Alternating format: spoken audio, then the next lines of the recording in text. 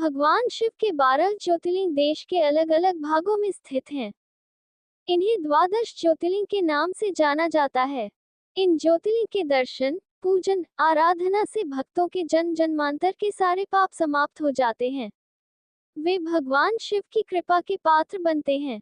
ऐसे कल्याणकारी ज्योतिर्लिंगों में श्री घुश्मेश्वर ज्योतिर्लिंग एक प्रमुख ज्योतिर्लिंग माना जाता है।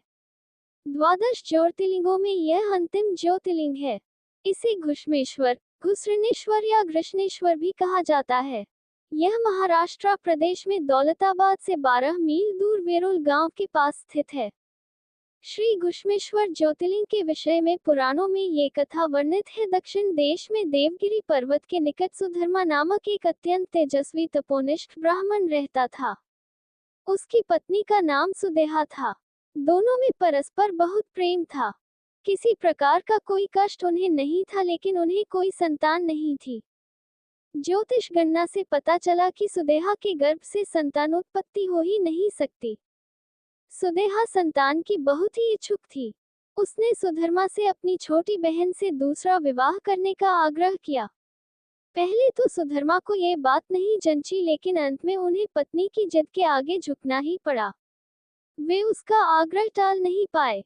वे अपनी पत्नी की छोटी बहन घुष्मा को ब्याह कर घर ले आए।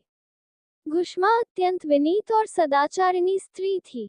वह भगवान शिव की अनन्य भक्त थी। प्रतिदिन 101 पार्थिव शिवलिंग बनाकर हृदय की सच्ची निष्ठा के साथ उनका पूजन करती थी। भगवान शिव जी की कृपा से थोड़े ही दिन बाद उसके गर्भ से अत्यंत सुंदर और स्वस्थ बालक ने जन्म लिया।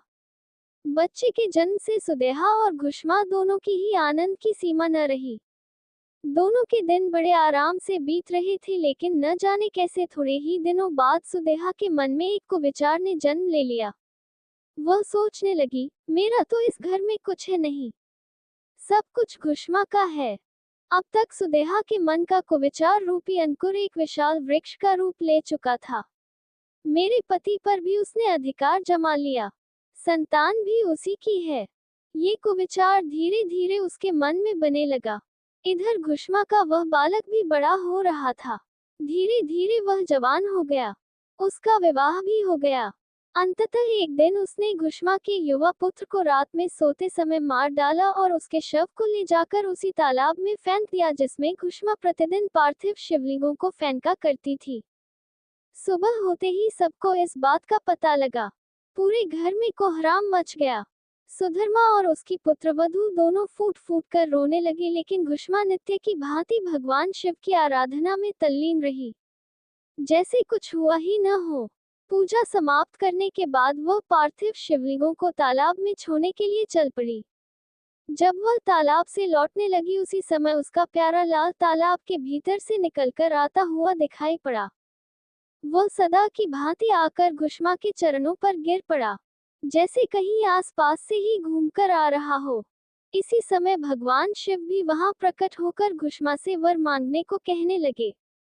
वह सुदेहा की घिनौनी करतूत से अत्यंत क्रुद्ध हो उठे थे। अपने त्रिशूल द्वारा उसका गला काटने को उद्यत दिखाई दे रहे थे। घुष्मा ने हाथ जोड़कर भगवान शिव से कहा, प्रभु, यदि आप मुझ पर प्रसन्न हैं तो मेरी उस अभागिन बहन को क्षमा कर दें।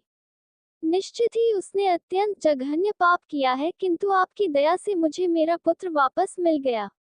अब आप उसे क्षमा करें। और प्रभु, मेरी एक प्रार्थना और है, लोक कल्याण के लिए आप इस स्थान पर सर्वदा के लिए निवास करें।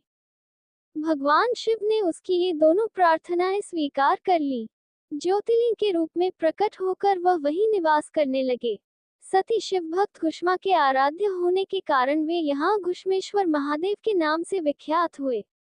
घुश्मेश्वर ज्योतिर्लिंग की महिमा पुराणों में बहुत विस्तार से वर्णित की गई है। इनका दर्शन लोक परलोक दोनों के लिए अमोघ फलदायी है।